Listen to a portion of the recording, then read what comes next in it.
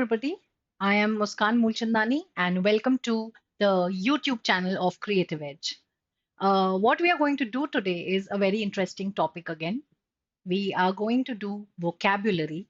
Vocabulary we've done through a lot of different ways. We have done vocabulary through root words. We have done vocabulary by using word groups, as in used them in particular jargons, used them in stories.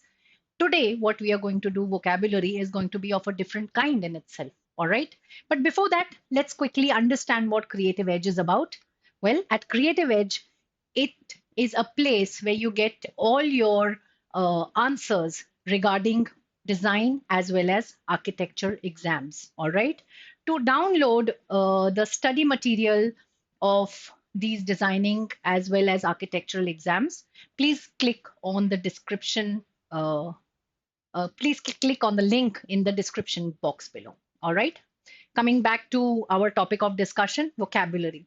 Since we were kids, what we did was we were given these books in which there were pictorial representations. और हम लोग क्या करते थे?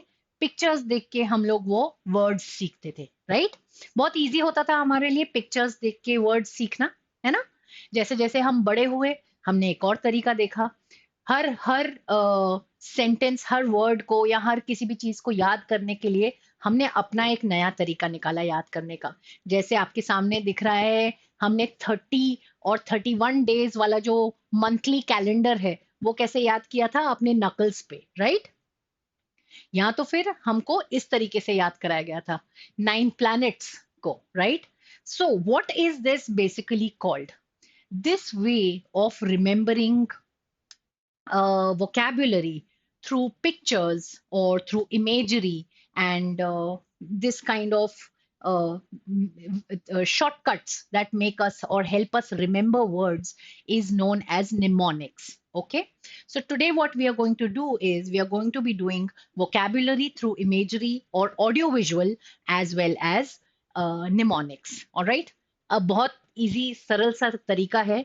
In fact इस तरीके से आपको वो वर्ड इमीडिएटली क्लिक भी हो जाता है और आपको उसका यूसेज भी समझ में आ जाता है। ठीक है, तो चलिए पहला शब्द देखते हैं क्या है। The first word that is there on your screen is cantankerous. ठीक है, कैंटैंकरस का मतलब होता है झगड़ालू, quarrelsome. There is a sentence there that shows that this lady is quarrelsome. Okay, आपको वो पिक्चर देख के याद रह जाएगा या आपको फट से दिमाग में ऐसा दोस्त याद आ जाएगा जो बहुत झगड़ालू है, right? So as Ethel grew older, she became more cantankerous. All right, so she became more quarrelsome. Maybe she was dissatisfied, she was unhappy, और उस तरीके से क्या हुआ? That word came up. Okay, let's quickly see what the other word says. The other word is abdicate, to give up power or to give up position. He retired and abdicated the position to a younger man in summer. आप नीचे देख सकते हैं वहां पर एक king का picture है जो अपनी बैग उठाकर जा रहा है, राइट? तो वो क्या बोल रहा है कि क्योंकि मैं एक अच्छा राजा नहीं बन पाया, मैं ये क्वीन को, ये क्राउन को या इस राजगद्दी को छोड़ रहा हूं। तो वो जो राजगद्दी को हमेशा के लिए छोड़ना होता है, that is to abdicate the throne. Okay, वहां पे एक निमोनिक तरीका दिया हुआ है उसको याद करने का। It says dict. The dict in abdicate is short form for dictator. तो जब आप डिक्ट वर्ड पढ़ते हैं तो आपको तुरंत क्या याद आता है? डिक्टेटर। डिक्टेटर कौन होता है? राजा। तो जब राजा अपनी गद्दी छोड़ दे तो उसको क्या बोला जाता है? Abdicate. Let's go on to the next word. Yes, delectable. Oh, the picture is enough, है ना? मम्मी के हाथ का खाना हमेशा ही डिलिशियस लगता है, हमेशा ही डिलेक्टेबल रखता है, right? He ate every savory morsel of the delectable stew at the dinner. And you can see in the picture itself that it shows the picture of a young boy who is gobbling up all his food very eagerly. He's very happy finishing off that food because it is delicious. Or the next time you go to a friend's place or a relative's place और वो बहुत अच्छा खाना बनाए तो आप क्या बोलेंगे? Auntie, you have made delectable dinner, right? Let's go on to the next word. The next word is aberrant. ठीक है, aberrant, deviate from the ordinary is the meaning of the word. आपको दिख रहा है वहां पर पिक्चर में क्या दिया गया है कि वो एंट अपने रास्ते से अलग मूव कर रही है ना? पूरी एंट्स एक लाइन में मूव करती हैं, बट ये एक एंट ने अपना रास्ता बदल दिया है, तो उसके लिए mnemonics. Now when I say mnemonics, what do I mean by mnemonics? It means your own way or your own trick to remember certain words. ठीक है, जैसे वहां पे एब, और एंट, इस तरीके से उसको ब्रेक किया गया है. मींस गलती करना. तो जब एक एंट गलती करके रास्ता भटक जाती है, उसको क्या बोला जाता है? Aberrant. Okay, which means to move from the ordinary, to change your path from the ordinary. The white snake is, and वहां पे नीचे एक सेंटेंस दिया हुआ है बहुत ही interesting. The white snake is an albino aberrant form of the normal rattlesnake. जैसे एक नॉर्मल रैटल स्नेक का आपने कलर देखा होगा, कलरफुल होता है वो. ठीक है, उसी तरीके से एक व्हाइट स्नेक क्या होता है, उसमें देर इज मेलेनाइन का कमी उसमें, जिसकी वजह से उसको एक व्हाइट कलर का इफेक्ट आ जाता है. It is known as the albino aberrant. Aberrant, it is different from the normal colourful version of the rattlesnake. ठीक है, इजी सेंटेंसेस है.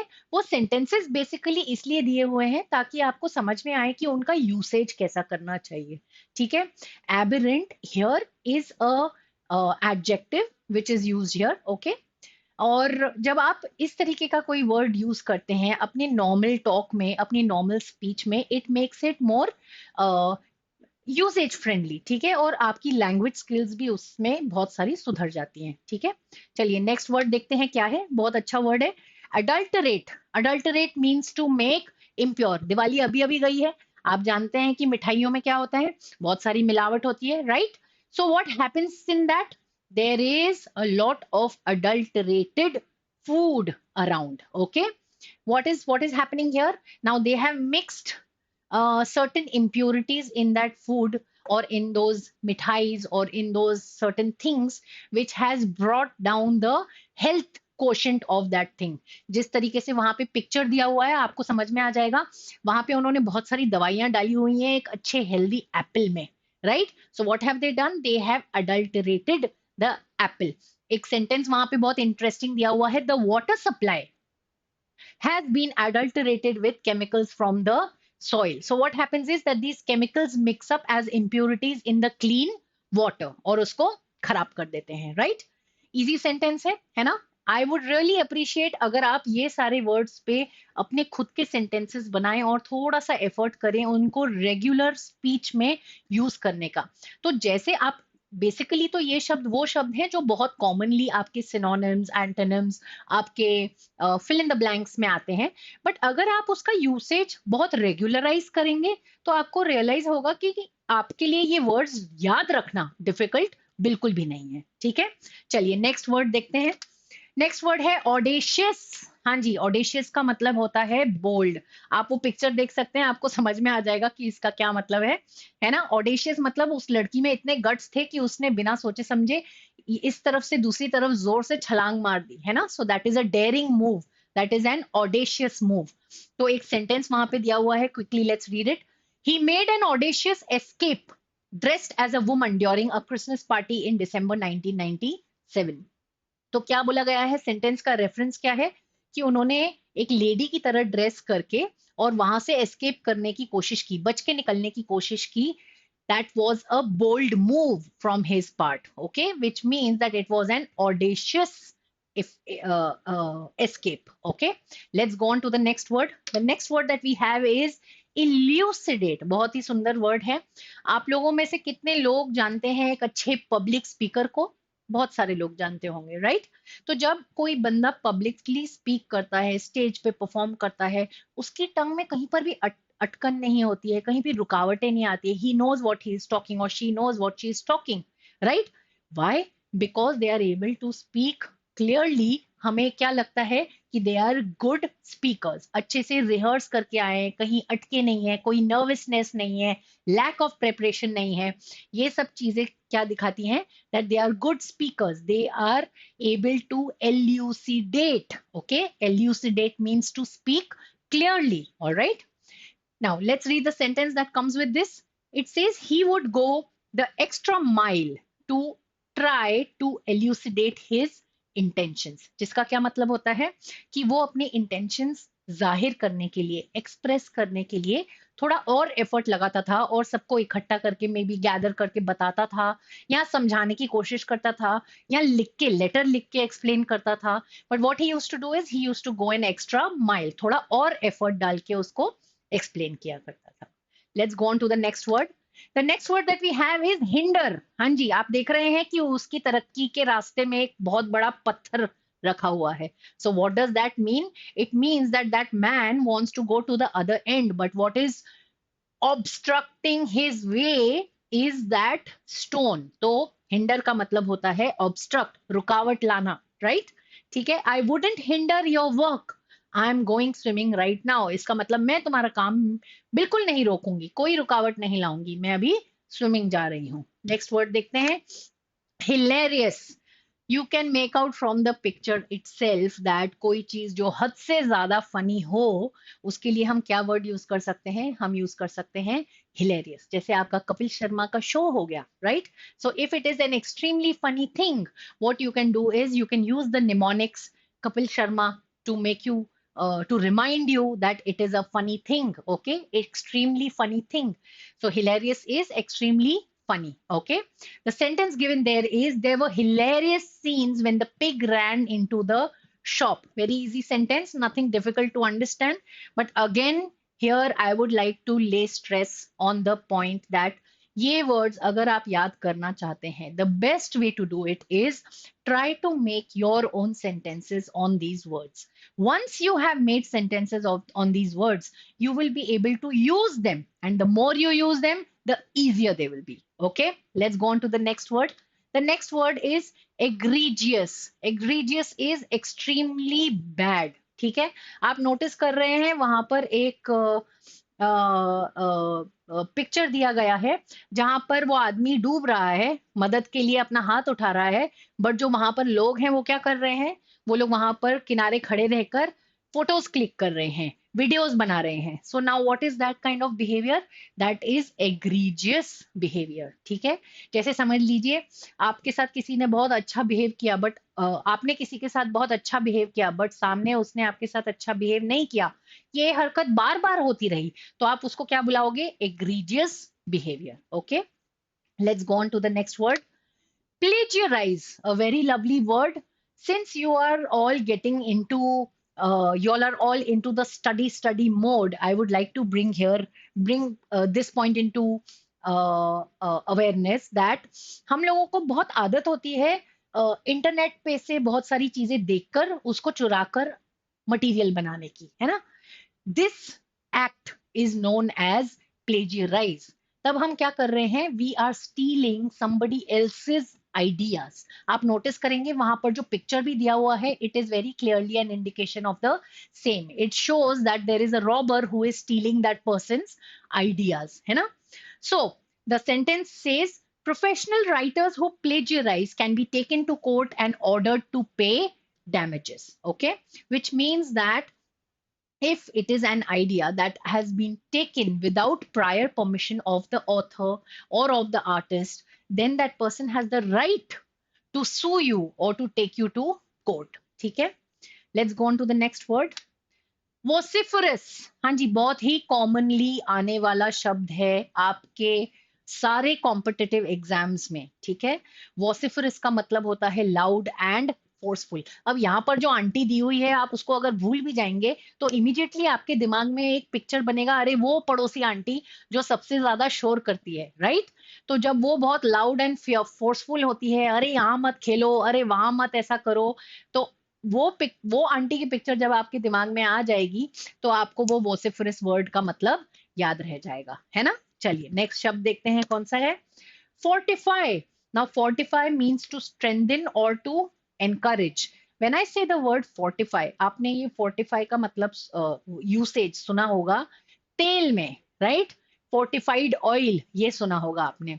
So now what is that? When an oil it has been enhanced by giving other characteristics, it is known as fortified oil, which benefits your system, okay, your body. Okay, now वहां पे the picture that is given there is that there is a marathoner. एक lady है जो run करके आ रही है और उसको प्रोत्साहन देने के लिए लोग ताली बजा रहे हैं, right? So what are they doing? They are trying to fortify that person who has run a couple of miles. ठीक है? The sentence there is, a good munch would fortify us both and united again.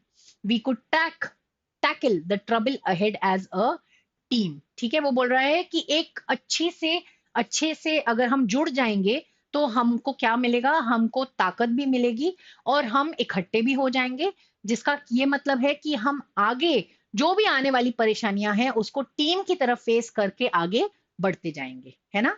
Very beautiful word. Again here all the words that are given there in the list, जो सारे words usage का meaning दिया हुआ है इस list में, इसमें से सारे शब्द आप अपने रेगुलर लाइफ में यूज कर सकते हैं on a very very normal basis. ठीक है? ये कोई ऐसे वर्ड्स नहीं हैं जो बहुत डिफिकल्ट है या जिनको अलग से आपको यूसेज करना पड़ेगा. आपकी रेगुलर लाइफ में आप ये वर्ड्स यूज कर सकते हैं. और मेरा फिर से एक सजेशन रहेगा कि जितना आप ये वर्ड्स यूज करें आपके लिए उतना ही ये बेनिफिशियल रहेंगे. Okay, let's see what the other word is.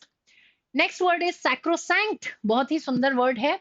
Now when I से sacrosanct, मैंने एक निमोनिक यूज किया था इसको याद करने के लिए. निमोनिक का ये मतलब होता है that it is so sacred that once it is sanctioned it can not be changed. तो sacrosanct का मतलब क्या होता है? Extremely secret. एक्सट्रीमली जिसको आप कि बस ये अनटचेबल है, इन्होंने बोल दिया तो ये बस लकीर है. क्या बोलते हैं आप उसको? एक लकीर जैसी बात हो जाती है जिसको आप चेंज नहीं कर सकते हैं. Right? So now the sentence which is given over there is an exact opposite of it. ठीक है? Marriage is no longer sacrosanct. In fact, it isn't even seen as necessary. Yes, nowadays marriages are not sacrosanct. मतलब इतना secret नहीं होता क्योंकि the divorce rate has gone high. है ना? आप जानते हैं कि हर किसी को अपने लाइफ अपने टर्म्स पर जीने की आदत हो गई है. राइट? चलिए अगला वर्ड देखते हैं क्या है. हाँ जी, फ्रूगल. फ्रूगल का क्या मतलब होता है? Frugal means economical, thrifty. एक thrifty is another beautiful word for it. Okay, now what we mean by this word frugal is कि कंजूसी नहीं दिखाता है वो. ठीक है? बट पैसे सोच समझकर यूटिलाइज किए जाते हैं. ठीक है? सो the word used there is the sentence used there is, as children we were taught to be frugal and hardworking. All right, so what we mean by the word frugal is economical or a person who knows how to spend well. Okay, अगला शब्द देखते हैं हमारे पास क्या है. कैप्रीशियस. बहुत ही सुंदर शब्द है. आप वहां देख सकते हैं कि एक बच्चे का पिक्चर दिया हुआ है ना? तो एक बच्चा 1 मिनट में खुश हो जाता है, 1 मिनट में नाराज होकर उसने वो बॉटल वो हाथ का ग्लास फेंक दिया, है ना? तो इसका क्या मतलब होता है? That it is impulsive. ठीक है?